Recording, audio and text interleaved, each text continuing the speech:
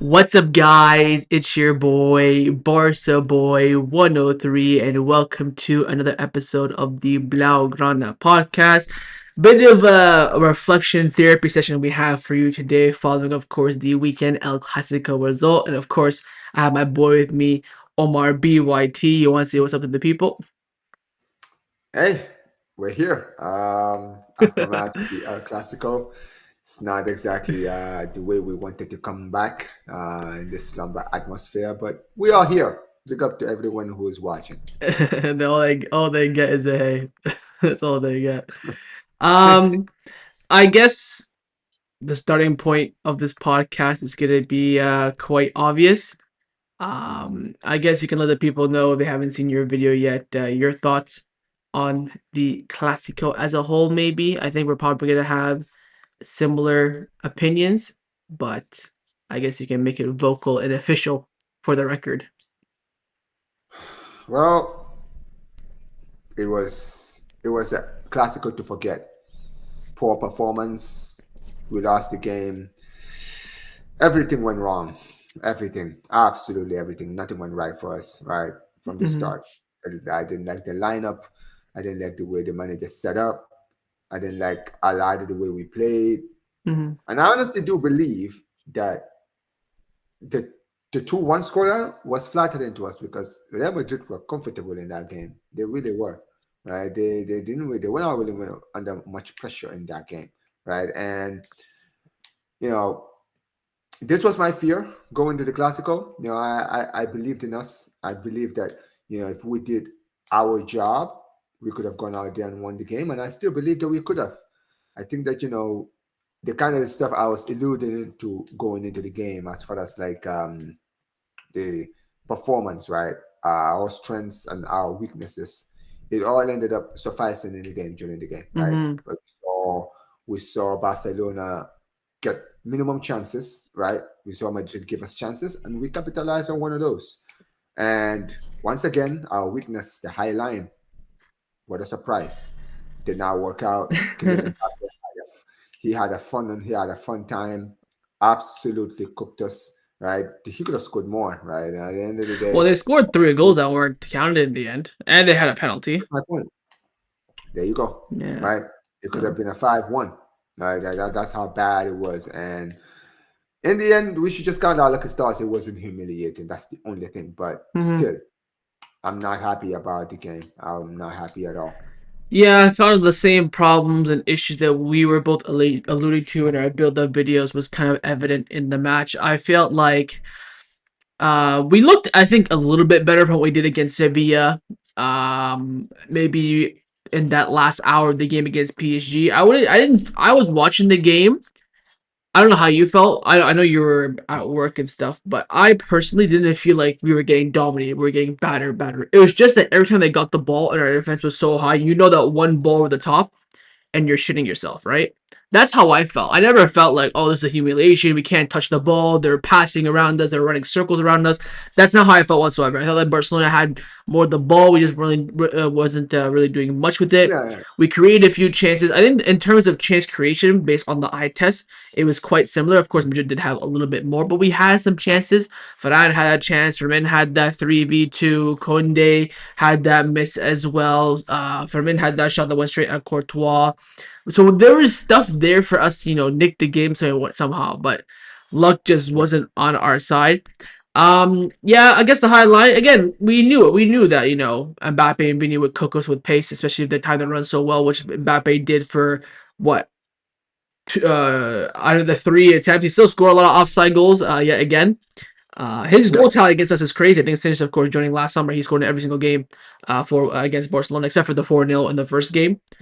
Mhm. But I think he's getting easy goals. Look at the goals he scored, tap ins and penalties. Of course, there was a free kick in the Copa del Rey final that was from very very close range, but they're just easy goals for him because they feast off of this. I didn't feel like I don't know. I want to ask you this question. Did you feel like we were getting cooked? Do you feel like it was a demolition job, or you think that we had our moments, we had our chance, we just couldn't get anything out of the game, which were just more so. Don't want to say conservative, but they were more so on it. Um, so the performance, it felt like a battering, performance-wise, Really, right? you think that? No, no. So I don't think it was a battering of like the levels of what we gave them last season, right? Of But course. it I didn't feel like we had a lot of chance to win the game. I think in the second half, around the tail end, is where we really started to show what we can do. For most of that game, I felt like Madrid were in control. You understand what I mean, right? And look, you could see it from the start of the game, right? Bro, they were on it. And I'm not really surprised by that because I felt like they were gonna be more up for it than we were. Hmm. I knew they were gonna be more up for it because remember they're coming back from a back to back losses against Barcelona. 4 losses in one season, right? You played us 4 times and you didn't just lose. You didn't even draw. You lost. You didn't even draw or win. You lost all your 4 games. So that stayed with them, Hmm. right? And you could see it from the reactions from every tackle, every single shot on target, every single corner they were having. The fans were on their necks when they scored. You could see the nervousness of the fans in the second half. They just wanted to win that game. They just wanted to get that monkey off their back of like, going this long without beating Barcelona. And you could see in their reaction of the fans, not even the players, but the fans themselves, right? It meant so much to beat Barcelona in this game, Hmm. right? Yeah. And and I felt like that was the difference. I felt like they were more up for it. Like, and this is the thing. I feel like Alonso in the end he outclassed Flick in this game completely. How so? Like he he set up the right lineup to counter everything that we brought up. Right? He brought Kamavinga and Chouameni as a. I mean, listen, bringing Kamavinga and Chouameni, 2 players that are just runners in the midfield, right, was basically him countering what we were going to play because he knew De Jong and Pedri would be holding on to the ball. They would be the orchestrators of the whole game, right? So he said, okay, cool. I'm not going to bring any creativity in the pivot. I'm just going to bring runners that are just going to run your players down, your midfielders down. That's it. That's it. That's all I'm gonna do, right? And I'm gonna let the attackers like I'm gonna put Adakula on the right, and he's gonna do the attack is gonna create their own chances. You understand what I mean, right? Hmm. And when it came to our job and our strengths in attack, Yamal was on the ball. Guess what? Carreras, Vinny, and Bellingham were on his back. You could see they were twin manning him the whole game. So Alonso did his homework. He did his homework. He knew who our threats were, the players who were going to be the biggest threat in this game, and he nullified them. Pedri was quiet. Pedri, this is the most quiet I've seen Pedri probably since I've seen him play for my club. It's very rare to see him get completely neutralized like this in a game, right? Where he's just not had his day. Like that was one of his worst games. He got sent off in the end. You I understand don't what I think mean, it was right? that Now, bad. it wasn't bad, but for his standards, he wasn't great. He was completely like, let's be honest, right? He wasn't good enough in this game. He was locked out. He was neutralized. They completely neutralized him, right? Same thing applies with De Jong, right? I don't think Fermin did enough work to help those two, to be Hmm. honest. And that's what really disappointed me in Fermin. Like he got his goal, but he wasn't really helping, right? He didn't like these guys needed help in that midfield, right? And he wasn't doing it. And like I mentioned, Yamal, he was completely nullified in the game. Rashford wasn't being brought into the game. Our defense, once again, same old thing, same old BS again. Nothing new. Like for us to leave that game and Chesney to be given man of the match tells you everything now, doesn't it? It shows Bro, you. I could not believe he saved that penalty. I made the score 3-1 on my scoreboard already. I can't even remember the last penalty save we had that wasn't in a penalty shootout because I feel like it's been like 6 or 7 years. And I think that was the first time Madrid missed a penalty against Barcelona since like 1960 when Zubi was in goal. So Damn. yeah. I resonate a lot with what you say. I think again, the story of this season is that I don't think players individually were drastically poor to the level you're mentioning. I just think as a collectively, as a unit, as a team, is where they didn't perform. I think the only player that had like a real true utter stinker was Jules Kounde. I think everyone else kind of just the game, maybe the moment, how the team was playing, kind of let them down a bit. I don't think I think we've seen this approach before from Madrid when they want to be a bit considered. They put runners in the midfield. We end up cooking them with Xavi for nothing when Carlo Ancelotti did that. But Mhm. I just feel like Flick's at a point now where he's too stubborn to the point that we're gonna have a failure season. I want to know what your thoughts are on this season, in terms of what you think will happen next, because the title says, "Will and can Barcelona bounce back from this?" I feel like it's a no in the sense of like I've seen this already before, and I've mentioned this a lot on our channels lately. That it's the same thing, and I feel like unless Flick isn't too stubborn enough not to even change his system. That's not what we're asking for. We're asking for adaptation to the situation. It looks peak. I don't know what your thoughts are. Um, I'm not trying to say the season's a failure already and I'll call the season off, but that's how I feel. I don't feel depressed about it because Mhm. I was saying this, on episode 3, which was 3 Right, episodes ago, right? So right, uh, right. I feel like we're seeing the same script like we saw in Xavi's second season, and unless Flick changes either the players in the team or the system itself, we're gonna see the same thing over and over again. I am the only thing that's not in the same script as Xavi's seasons that we were in it. I know in the Champions season, we look at the 3 El Clásicos we played. 2 of them needed last second Bellingham goals to get the win. The other one was a demolition job at the Super Cup final because Xavi went with the high line. How coincidentally. But then Flick will say to you, oh, we beat them last season 4 times with the high line. So I think it comes down to the team playing as a unit. The pressing seemed absolutely little to non existent at this point. And we, of course, have a lot of injuries, which doesn't help, but I don't think is the main factor. I'll ask you this: do you think if we had a fully fit team tomorrow, would we beat Real Madrid? Yeah, I think if we had no, so one thing I would say is this: this game, watching it, you can tell how important Raphinha was to our season last season during these Clásicos. That left wing, that left wing, we were missing him. This is why I said when we did the show on Friday, the podcast on Friday, right? And we were talking about Raphinha, the potential of Raphinha coming back Mm-hmm. before it was confirmed that he wasn't going to be available.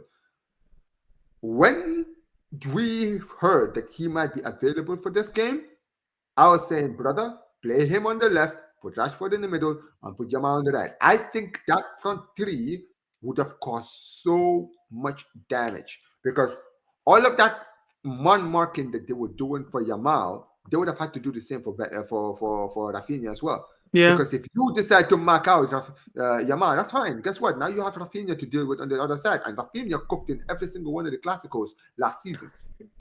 You understand what I mean? He was your biggest threat. He was your biggest threat, right? Like to them, right? He was the one that was giving you the most trouble. So they should be lucky that they didn't have him, right? Um, if we had Jean Garcia, I think it would have been relatively the same because I think Chesney had a great game against Real Madrid, right? Yeah. Honestly, I feel like Jean Garcia would have had to have the game of his life. I feel like To, Chelsea could have to, done better for the first goal. He did get a leg on it a little bit. yeah, he got a leg on it. It wasn't There that was good of some. a finish.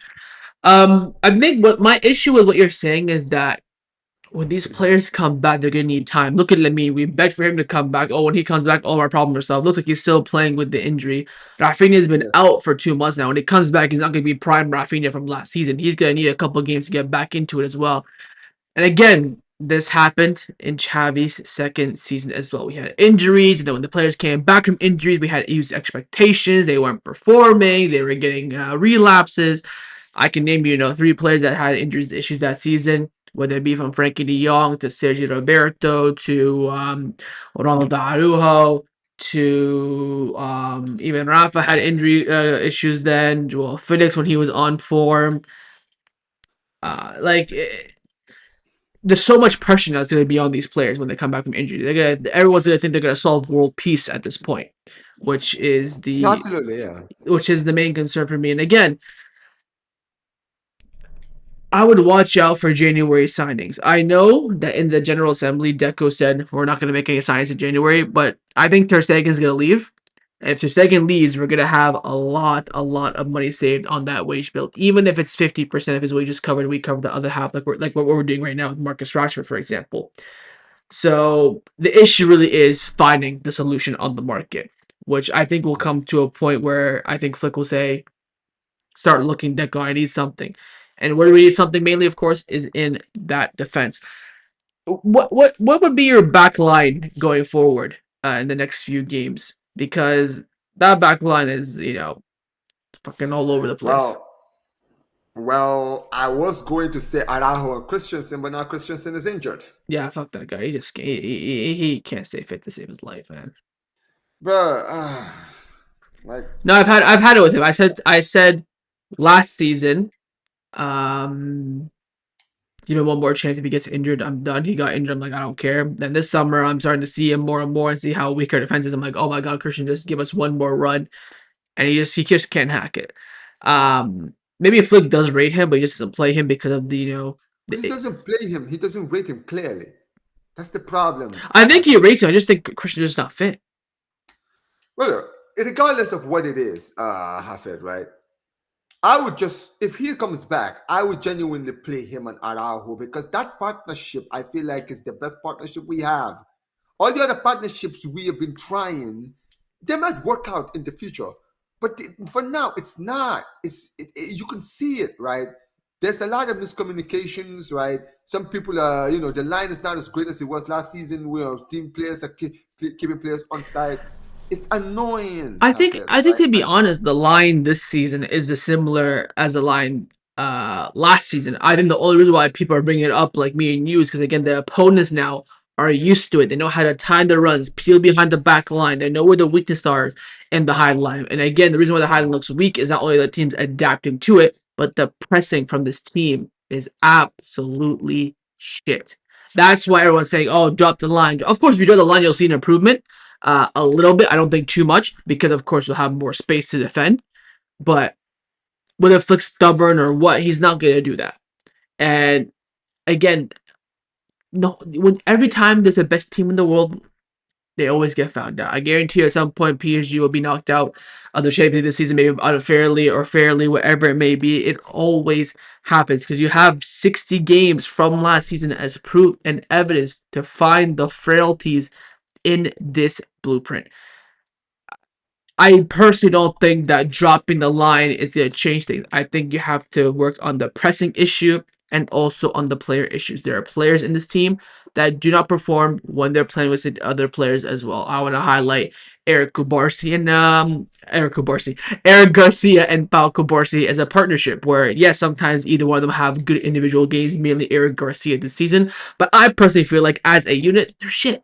I just think they don't click. I think they're not. And people that say Araujo, but the funny thing is, Araujo also comes in and shows a bozo gene. So nobody is actually good. I understand that, and I can see maybe where Flick's conundrum is, but you have to change it in my. I'd rather have Araujo and Eric or Araujo or Kubarsi because Kubarsi and Eric Garcia are too similar. There's no speed in the back line, although Kubarsi did show some good pace in that in the Clasico. They're both of course good on the ball. I'm not saying you have to have two opposite defenders for it to work, but their similarities clash with each other, and there feels like there is no balance. I'd rather have Eric Garcia at right back, because we have no one else, and this is why everyone was saying to get a fullback signing in the summer, but again, we decided to pass up on it. Hafid, bro, go back and watch my videos. Go back and watch my videos too. It's all there.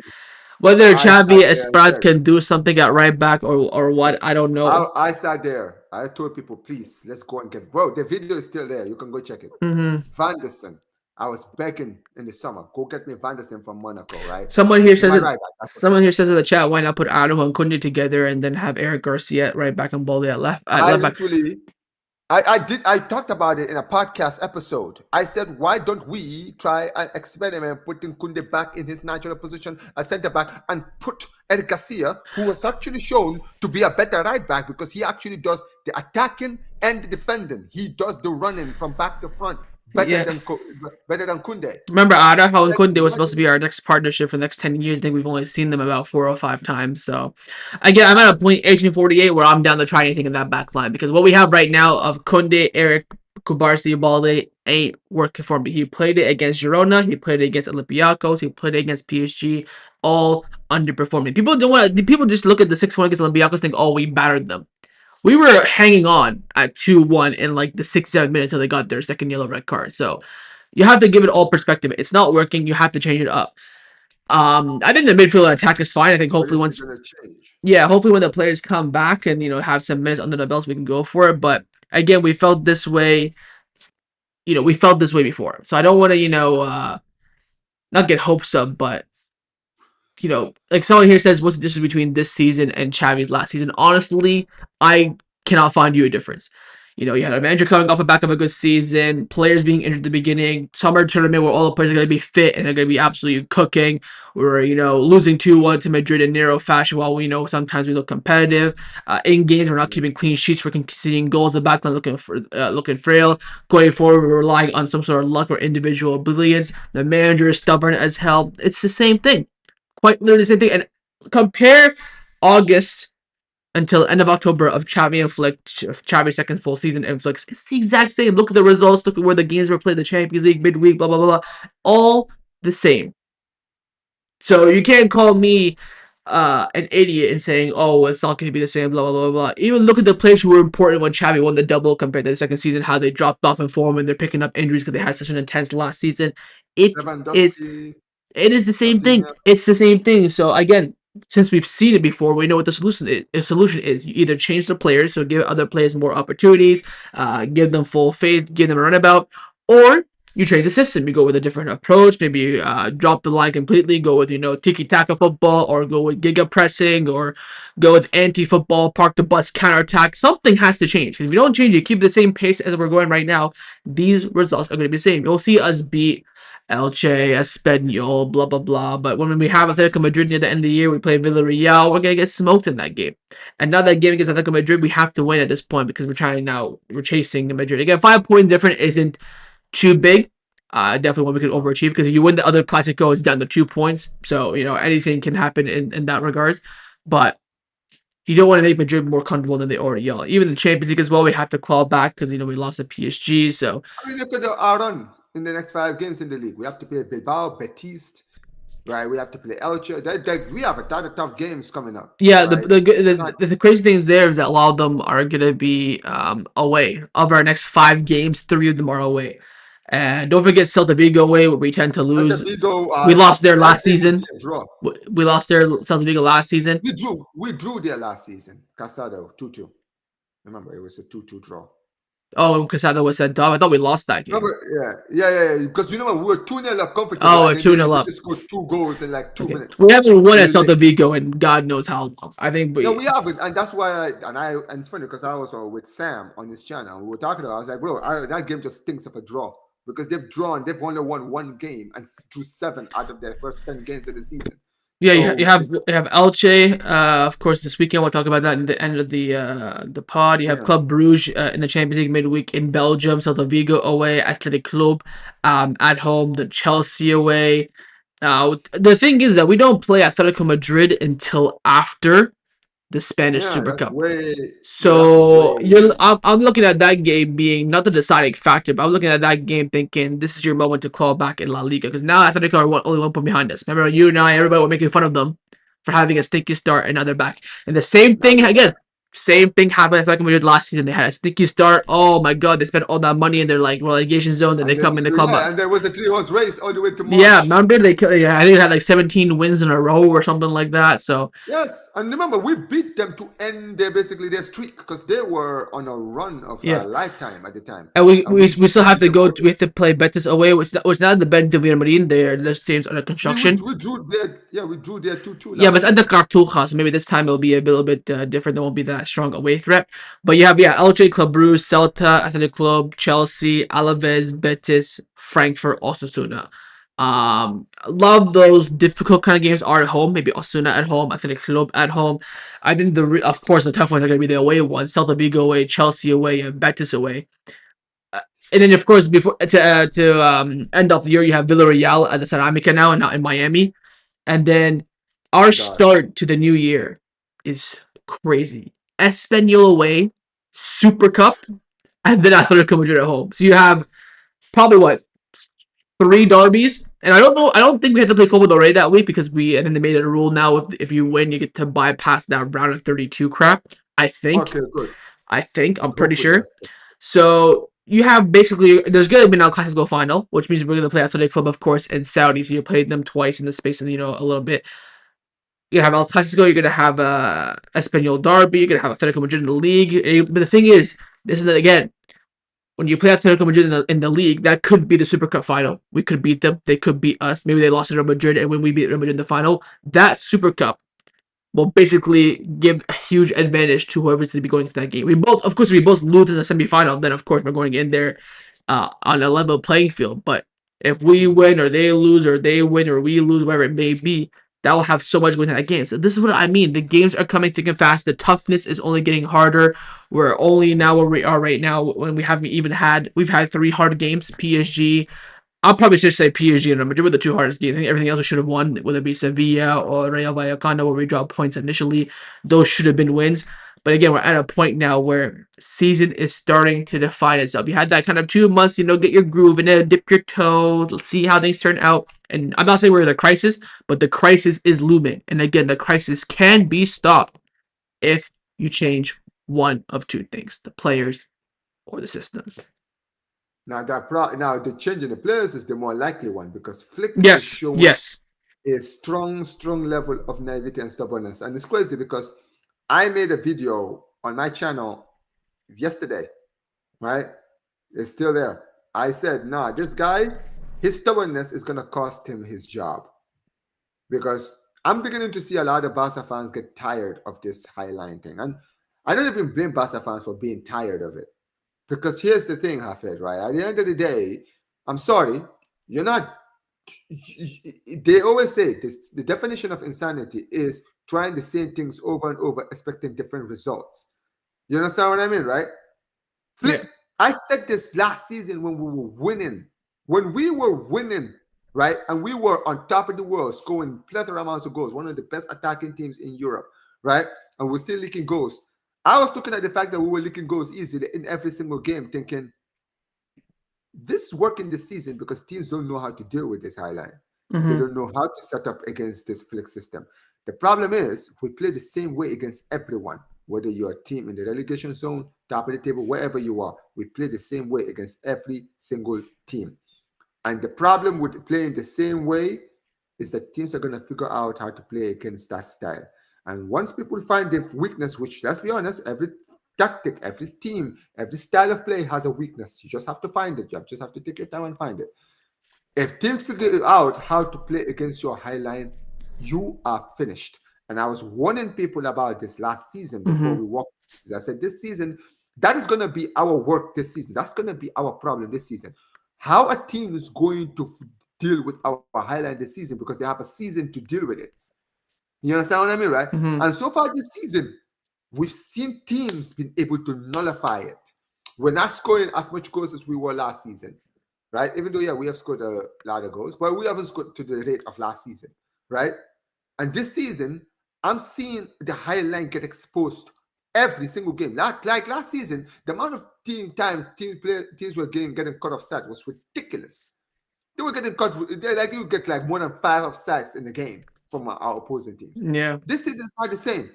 This is not the same. Yes, teams are being cut offside. Guess what? It's not that much anymore.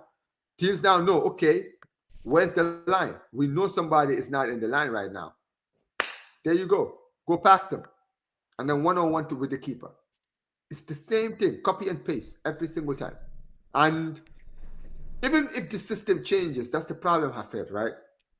Even if he changes the players, this style doesn't work with the players that we have. That's the problem, Hafid. Especially the defense. This Yeah, I would defense, say I'm it's mainly sorry, the defense. I think it does work with that's the the. defense. Yeah, Yeah. that's what I wanted to get into. I feel like Yeah. the rest of the team, yes, it worked for the rest of the team, the midfield and the attack. The defense, we don't have the defense to play with this highline. And I said this on my video, right? You can play your highline all you want as long as you have the players that can work on the high line, Yeah. that have the recovery pace to go back if the high line gets caught. The problem is we don't have a lot of pacey defenders. We don't have it. I'm sorry, we don't. You understand what I mean? Right? How many times have we seen? We've seen it so far this season. How many times have we seen teams get caught, beat the high line and go 1-on-1? Where's the defense? Where's the recovery? There's no recovery. You understand what I mean? We don't have the players that can recover on time to get the ball back. And that's the thing. And that's why I'm like, even if he changes the players, if the system remains the same and there is no tweaking of the system, and we're going to see the same thing over and over, Hafin. Yeah. Yeah. I mean, I definitely agree with you that this defense and this system needs changing in terms of whether they're training or personnel, whatever the case may be. But what would be maybe your solution? How would you see this? The possible. What's your answer for this team turning around? Like if Flick dials you up and says, "Yo, Omar, how do I fix this?" What would you? How would you? How would you approach it? Drop the line a little bit. Drop it. You But if don't you have to. drop the line a little bit, is it a high line?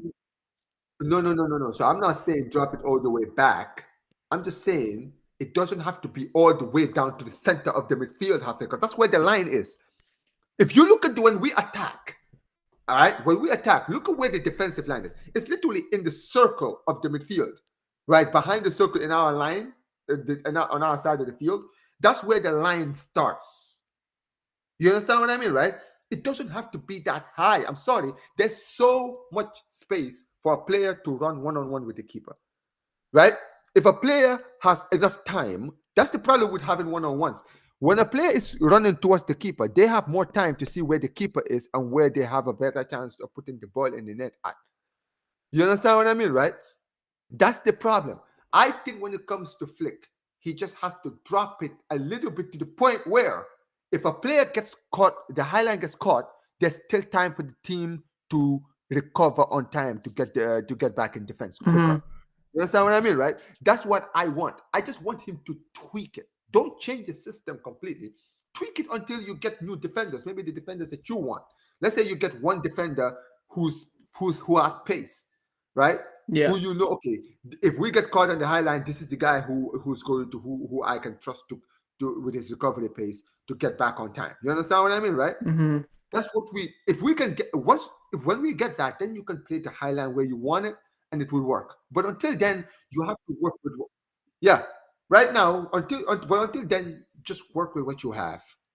Try to tweak your system until you get the players that you have that you want. Mm-hmm. Someone here in the chat is saying that you can't drop the line because Pedri and Frankie can't cover those large spaces. I guess the point he's trying to make is that there's going to be too much open space now if you don't compress that kind of that transition space, because Yeah. you're going to leave two people probably doing like a 3 or 4 man job.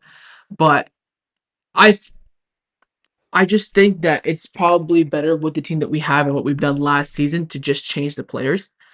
Um, I'm very interested to see if there's going to be a dramatic change, a dramatic jump once Raphinha comes back and Lua, and maybe you have like. One thing to mention as well is that our squad depth is absolutely woeful, but the reason for that is that we have a lot of players out injured. Look at that bench in the Classical. All you had off the bench was the first team players was Araujo, Casado, Gerard Martin, and Rooney Bargi. So injuries are also killing us in terms of death. You don't have a Dini Olmo come off the bench, or Fermin Lopez come off the bench, or Ferran Torres, or Eric Garcia. You know, so that I think will have a little bit of impact as well. So the thing is, right, I think the injury issues are still going to be the same. I think once these players come back, others will get injured. I don't think we'll be at a point every this season where we have the entire team fully fit. I think there'll always be at least, I feel like, 2 players out injured some way, somehow. But at what point do you see the page turning for Barcelona? What game, what moment, when you see the page turning, if you believe the page will be turned? Honestly, Hafid, is when we get our players back. Because honestly, we just have to firm it. If I'm going to be honest, like you mentioned, we don't have a squad depth right now, right? The players we have are not enough. I feel like if we can get our players back soon, maybe we could see a opt-in shift in our form. You understand what I mean, right? Once guys like Raphinha get back on the pitch. what I want to see if our players return is I want to see him experiment, changing stuff, right? Mm-hmm. Try and move Rashford more advanced, try to play him more attacking wise, right? Try making a front three, at least one game where we can see a front three of Rashford, Yamal, and Raphinha. Let's see what that trio could do. Because what that trio has is pace. And we know that when it comes to Flick, with the high intensity, he wants to have three fast attackers that can all run at the same similar amount of pace, high pressing, right? I want to see what those three could do as a partnership. You understand what I mean, right? It could be something that could be dangerous. You understand what I mean, right? Mm-hmm. That could be the case. Um, Look, I know Danny Olmo was poor, very poor before his injury, very very poor, right? Yeah. But it's good to have a competition between Olmo and Fermin. I Of feel course. like Of course. when we had those two fit, it made it so much better because you always knew when one was on the bench, the other was playing well, and if they didn't play well, the other one would come in and they would play well because they would now want to start in the next game. You Mm-hmm. understand what I mean, right? Yeah. Yeah. And also, I'm praying because I know Bernal is back, right? And he hasn't really been given a lot of opportunity. But hope that Flick can start integrating him back more into games now, right? Because he's been back now I for I think that's the one anomaly in the team because Flick has said on a few press conferences now that Bernal is not at 100% to compete at the highest level of football. When we're trying to chase games and win games and stuff like that, he can come on when the game is done, like he did against Valencia, Olympiacos a few days ago and stuff like that. But he's not at a point where he should be starting games where we have to start from nil nil no, and not compete. start, No, but I know what you not mean. start. I know what you mean. But I'm saying that he's at a point now where unless we're winning by a 3 or 4 goal margins, he ain't gonna touch the grass. Okay, I mean that's fine. But another thing I need to see is when Christensen returns, play the partnership that I want to see. Araujo and Christensen would because here's the way you just mentioned it, right? When you talk about Garcia and Kobashi, that's true. I feel like both players are very similar in the way they play. You can't have that kind of partnership. The reason last season the Inigo Martinez and Kobashi partnership worked is because both of them had different roles in the team. Yeah. Not both were playing the same style, right? So it complemented each other because they both had their own responsibilities in the team. And I think Araujo and Christensen, that's why their partnership works was so great in the 22-23 season. Because both of them were two different players and they both had different roles in the defense. Right? I want to see that partnership return this season. I want to see it because we've seen that it's worked in the past. Since we have the players still here, let's try it. There's nothing wrong with trying. Like Flick keeps trying different stuff, right? Why don't you try it at least for one game? Because you might be shocked at how good the defense might look, how much better we might look if we had those two as the partnership. You never know. You understand what I mean, right? Yeah, I understand. Yeah. But yeah, look, I still think that there's still a lot of the season to go. But honestly, what I pray to God for is no more delays in injury returns like we had with Raphinha. I just hope that players can be back because I know Lewandowski is training again. Thank God, at least he's back to training. That's good. But I all don't know. these You're giving me delays, flashbacks of what you said is what I was saying last season too. I'll bring last season under Xavi. I'll bring back the players and we'll be okay and stuff like that. So I mean, uh, I'm holding, I'm clutching at straws right now. That's the thing, Hafid. I really am. I'm not even gonna sugarcoat it because it's bleak right now. I'm gonna be very real, right? The squad is very thin. We did not have a good transfer window, right? We didn't get a lot of improvement in the squad. We just have to work with what we have. That's the thing. mhm, You understand what I mean? Yeah. I understand. Uh Elche, how are we feeling? What you thinking? Let's focus on that game specifically. Then maybe after that we can talk about the run of form we have. Of course. Well, at least it's a home game. No more away games, thankfully. Look, Elche is actually one of the better teams in the league this season. Mm-hmm. Surprisingly, I know they're eighth, but they've only lost 2 games this season, and that's actually quite recent because I think like about 2 or 3 weeks ago they were unbeaten in the league. Yeah, I think when we were top of the table going to the Sevilla game, they hadn't lost a game. They were like the only team in the league that hadn't lost a game. I think at the time, right? Yeah. And they were playing very, very well. So they're in very, very good form right now in the league right now, right? And even though I am confident we will win that game, I don't think it's going to be a walk in the park at the slightest at all. I think that is going to be close. I can see it being a heck. I can even see us winning that game 1-0, a stinky 1-0, or like a 2-1 or something. You understand what I mean, right? Yeah. I genuinely think so, and I think that it's going to be interesting to see this midfield without Pedri because, bro, Pedri played like 53 games consecutive. Like we have not seen Pedri get benched in a long time, like not playing the squad in a long time. So I'm interested to see how this this midfield looks without Pedri in this Yeah. Elche game. That is an interesting point as well. I think there's going to be absolutely zero creativity whatsoever, just because Gavi's not going to be there. I probably expect De Jong to play the Pedri role, which he can do, but maybe not at the level of Pedri. But I see the Elche game as, yet another probably Girona 2.0, tied 2-1, because that's what the team's vibe is giving me. They, of course, can change that by going out there and pumping them 5-0. We're going to see our two former players, of course, in Hector Fort and Inaki Pena, who they're probably going to both drop masterclass and score hat tricks against us, as we usually see. But Yeah, Iñaki Pena getting a clean sheet against. Oh yeah, my god! I can see that coming. So unless they prove me otherwise, that's gonna be my mindset going forward. Because again, the script, I've seen it so many times. Someone here says in the chat, why doesn't Flick start the duo of Araujo and Christian? I mean, I kind of understand him because he wants players good with the ball, but Christian isn't really good with the ball too. What we have seen No, from him. Christensen is good on the I was ball. about to say that. I Christensen. think Christian is probably one of the best on the ball alongside Kubarsi. But the Dude, issue that's what I'm is saying. That's crazy because he's actually considered one of the best ball playing the defenders issue is out that there. these two players are inconsistent. You have a Christensen who's inconsistent in terms of his injury, then you have Araujo who's Injuries. inconsistent in terms of his form. So there's two anomalies there. Barcelona also says, let's be optimistic. Guys, everything's still in front of us. Let's hope we can get back to our best. Good show, by the way. Thank you, thank you. Shout out to Barca Volume. But I don't know, man. This optimistic shit, it's so dead to me. I'm, You know, I'm, I'm a I'm not girl. gonna lie, I remember bro. back when I was doing YouTube in the beginning, in the first few years, I was always optimistic. We had a shit team. I'm like, yeah, guys, we could win a trophy without Messi. Woohoo! Like it's. And again, the problem that I have this season is that I have seen the script. It's not like when we had Pep and we were the best team in the world, and we had that one game when we lost. We all lost our minds. How are we losing a game and then we maybe don't win a trophy or two? This is copy and paste what happened under Xavi's second season. Why is it copy and paste? Because 93% of the squad is the same players.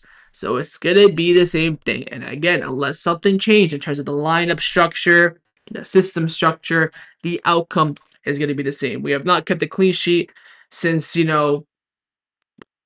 Omar had his old job. That's how far back. That's how far back we are That's going. actually so. That's actually. I think that's accurate. I think That's right. how far back we are going. Last season, we are keeping clean sheets.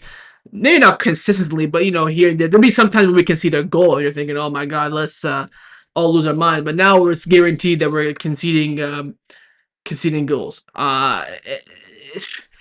Again, I really am tempted to find out Barcelona myself and just say all this to Flick because maybe him hearing it will make him think a little bit. But we saw that Xavi had no solutions. Let's see what has to Flick. So far, we're saying these problems since the VA game, and we've seen no change. The exact back line, the back five post international break has been the exact same. I expect it to be the same for the Elche game as well.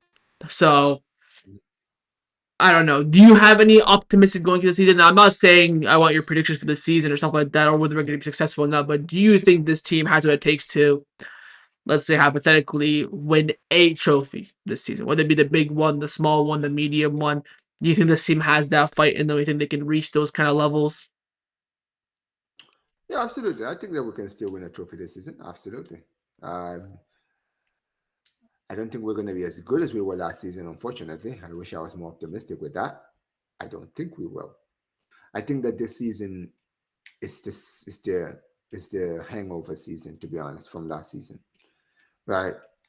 And honestly, that's why I feel like we're having so many injuries, bro. I feel like the football is so intense. This is why it was important for us to go to the transfer window and get some more players so that we wouldn't have to overwork the same players we overworked last season. because that's why a lot of them are dropping like flies right now. And unfortunately, you can't predict the rest of the season. We could have more injuries, God forbid, but that football goes that way. You can never predict injuries. You understand what I mean? And honestly, for me, I don't have a lot of hope in the Champions League. Honestly, after that PSG game basically showed me we are not ready for the Champions League at Yeah. all. You understand what I mean? Right?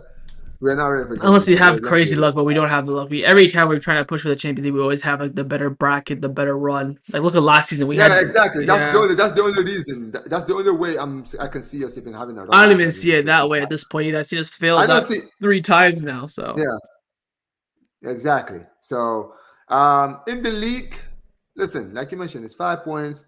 Who knows, man? Who knows? At the end of the day, I just think that when it comes to Madrid, what we have to, when it comes to Madrid, we just have to focus on ourselves. Forget about what Madrid are doing. Forget if they're winning games, losing games. Forget about that, right?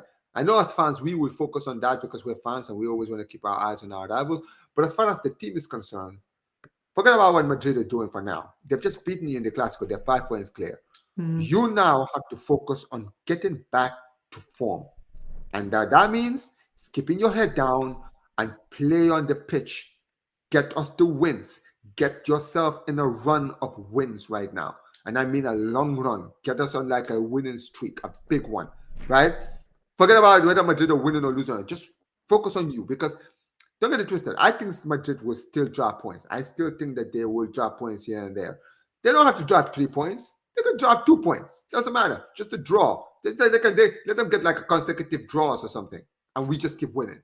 Out of nowhere now, we're 1 point behind them. Okay, now the title I is think actually I closer. think the only way they Right? drop points is if they lose at Anfield. I think if they win or survive Anfield, it'll give them too much going forward Well, because. in any case, even draws. Listen, they can get draws, man. We But said the way like they play we. is very similar to Ancelotti, where they'll just bypass the whole league and only really technically good teams like maybe Barcelona or Atleti or Villarreal. Even if they Villarreal they beat, not comfortably, but they beat.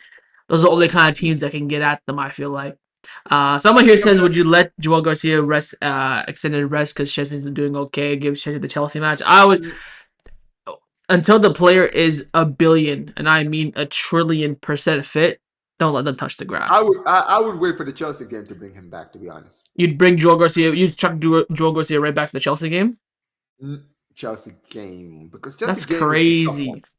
crazy. So no. Okay, so here's the thing. Here's another thing we need to take into account, though, Hafed, right? Yeah, Goalkeeper recovery is different from outfield players because outfield players have to do a lot of more movement. You understand what I mean, right? yeah. And that is why we did Raphinha one when we were talking about him potentially recovering. I was like, you know what I mean, right? Because he did do most of the work. Goalkeepers, most of your work is just you know defending, goalkeeping and stuff like that, right? Goalkeepers have a much easier time to recover from their injuries. You understand what I mean? Rather than outfield players, right? Hmm. So I wouldn't personally play him for the Elche game. I wouldn't play him in the Group Bruges game, and I wouldn't play him in the Vigo game, right?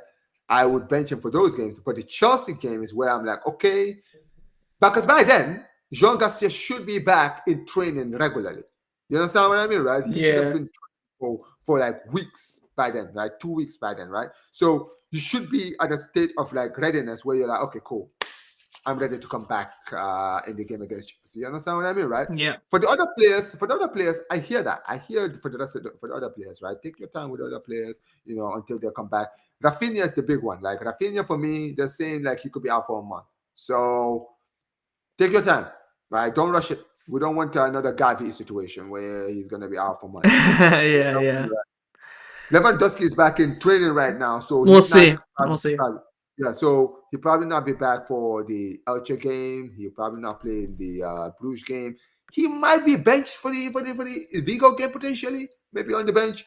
But if he's on the bench on the Vigo game, I'm like, okay, international break after that, come back from the international break, maybe 100%, then you can play a start in the game against Chelsea. You Yeah. understand what I mean, right? Yeah. Yeah. But yeah, Volume says I understand your point on being optimistic, but just stay on that side if we get back to being good. I mean, I'll definitely hold that, but I will celebrate if we do get back on that side. But the most important thing about me is that I take accountability. So I would yeah, love to be love, and I hope and pray that I'm going to be proven wrong. But I do want to end the pod on this note here. Someone in the chat, Street Fighter, says, "What is your best Barca 11?" in terms of talent. I want to change it a little bit and maybe say, what's your lineup, your 11 that will take this team forward, fully fit, that will, instill life into us as Barca fans and get results on the pitch. Okay. In goal, Jean Garcia, Araujo, and Christensen as my centre back player, and that's the pair that I'm going with. Listen, man, Kounde has been so poor. I don't know if I can trust him as much anymore. I'll probably put Garcia. I think Garcia has really impressed me so far this season. I'll be like, you know what it is, Kounde, you've been so poor. You got a whole bench for Garcia right now. Garcia, I'm sorry, Garcia has been proving me wrong in the right back position. He's been doing quite a good job there before he was moved back to Yeah, centre back, yeah, right? yeah. Right. Alejandro Balde on left back, played the pivot of De Jong and Pedri in the midfield. Fermin right now is the form player over Dani Olmo, so he will start for me. You understand what I mean, right? Mm. Now, this is where it's going to be interesting because Rashford has played so well. It's going to be harsh on him to get benched, but I can't bench Raphinha when he is fit. I'm sorry. Raphinha starts when he is fit. Let's be honest. So it kind of puts me in a dilemma, but it's one of those things where I'm like, okay, well, it's a good problem to have because I can just be like, all right, Rashford, you hold bench this game, come out of the bench and do your job, right? But our best 11, honestly, is Lewandowski, Raphinha, and Yamal. And even though I'm putting Lewandowski in the attack, that's very loosely because he's been showing his age so far in the few games I've seen him in. You understand what I mean, right? Yeah. So I wouldn't even mind putting Rashford as the number 9 and trying that the Raphinha, Rashford, Yamal partnership because I think that could be it's one of those partnerships where I'm like, nobody knows. This is one of those partnerships that could low key be dangerous in the league if we try it under this flick system. But yeah, that's my honest. I think there's only one position where I disagree, and that's in the defense. I'd probably put Kubarsi in for Christian just because I feel like Christian's just nowhere. I know I said everyone had their best, but I feel like that's with Christian that's just impossible. So I feel that's like a bit of an anomaly. But just getting that defense formula right, I think is what's I was just thinking now, like, oh, Kounde center back, then Eric right back, but I don't want to drop Kubarsi. I think Kounde deserves to be dropped, not Kubarsi. I feel like at that point, if you're putting Kounde at center back, you're trying to fit him in when he does not deserve to be fit in. So that's my standpoint. So probably just Kubarsi for Christensen in terms of your 11. But everything else you said, you were bang on for minute in the 10, front 3 from last season. Give that a run about. Then you have Rashford and Ferran off the bench, which is good firepower. So yes. let's see if we can get back to it. Anything you want to add or make a note of before we end the pod, or are you all good? I mean, look. I'll be honest. I feel like we could talk about the Yamal thing, but I don't want to go too much There's into nothing the to part talk about. I think it just got blown out of proportion. He didn't even say anything that crazy. Madrid used it as motivation for. So basically, I think a lot of the problem that people have with what Yamal said is not even like some of the digs that he used because throwing digs at Barcelona and Real Madrid is not an issue, right? We've seen this happen in the past. Like I would say, like during the Mourinho Pep time was like the best time for people to be throwing digs. Like we used to see Madrid players throw digs at Barca, Barca players throw digs at Madrid. Mourinho and Pep were throwing digs at each other, right? So this is nothing out of the ordinary, right? You know what it is, Hafid? This is what I actually encourage. Talk the big game, right? We want you to hype us up, give us something, right? I think a lot of the things that people don't like about what he did is basically him calling them cheats. That's what they have a problem with. I think Frankie said after the game that it wasn't even him who said that, it was someone else. I never saw the clip, I just saw the quotes going around. But listen, at the end of the day, if you talk the talk, you have to walk the walk. That's why a lot of people don't talk the talk. He talked the talk last season, he dunked on them. This season he talked once and it happened for him. And they kind of used that as extra fuel in the fire because they already lost 4 of them last season. I do think that played a little bit of a part. I don't think it's the main factor to why Madrid won or stuff like that. But again, as long as Lamine Yamal performed on the pitch, I don't care. And right now, he's not, whether it be because of an injury He's or not, his no. or his form. That's why it looks a bit bad on him. But last season, he talked, before the Inter game and we lost, and nobody said anything about it. The main thing for him is just to But I think perform. people are beginning to notice it. That's the problem. Because before, I think when he used to do it, people were like, yeah, man, that's cool. I think people are beginning to notice like he talks. His because you know Well, what it is, right? it's the same thing I with think, like other people who talk shit in other sports. When you talk shit, people want to see you fall. Whether it be like Draymond Green in basketball, but, Conor McGregor in UFC. When you talk the but you know talk, what that also is the pressure of like being one of the best in the world. Because you know what it is when you start playing at the level that Jamal is playing, there's more attention in everything that you do. mm, You understand what I mean, right? Everything that you do. So before, Yamal was probably doing this the whole time since he started, right? He was probably someone that would always like go to his Instagram stories and tweet about the game and talk about how much he's ready and stuff. And people just didn't notice or people didn't care enough. But now people are beginning, now that he's like in the spotlight and now he's one of Barca's best players or one of the best players in the world now. When he does things like this, like, oh, so you said, okay, let's go see what you do in the game. Oh, you stinked in this game. Oh, Yamal is always talking his talk. You understand what I mean, right? That's what it comes with. yeah, I hear that. I hear that. So it comes down to himself. He wants to stop, he can stop. I don't think he will stop because that will just signal that the pressure got him. So I think he'll keep going. I guess it really comes down to the way he says it, how he portrays it. So again, for me, as long as he talks the talk, as long as he walks the walk, he can talk the talk all he wants. But I think that's it for this episode of the Blaugrana Podcast, episode 6. Hope you guys enjoyed it. If you did, of course, make sure you Yes, drop sir. a like down below. Subscribe as well. All Mer's links are in the description, in the title, absolutely everywhere. Next week's episode will be on his channel following the Elche match. At some point, whether it be before or after Club Bruges, we'll figure it out. But at some point next week, we will have episode 7 on his channel. So tune in for this weekend. Content is going to be coming both our ways, and we'll wait to see if Barcelona can bounce back, show us a difference against Elche, or if it will be the same old, same old. But I'll see you guys next time on the channel. Take care, and Forza Barca.